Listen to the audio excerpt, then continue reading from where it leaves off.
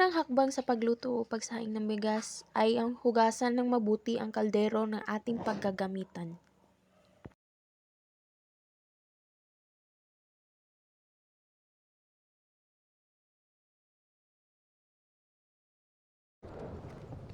Pagkatapos maghugas ng kaldero, magsindi ng apoy gamit ang panggatong. Kahoy ra mong gigamit kay di man may rich.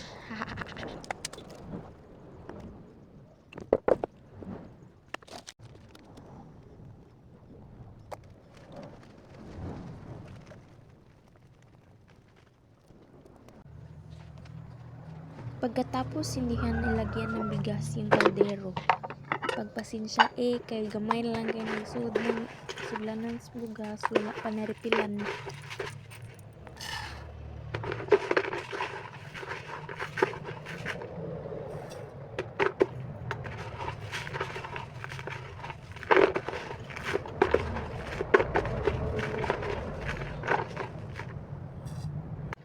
Pagkatapos, lagyan ng tubig para kislan.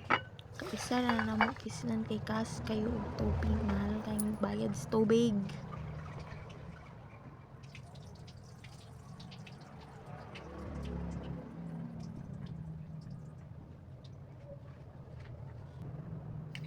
Lagyan ulit ng tubig pang sabaw.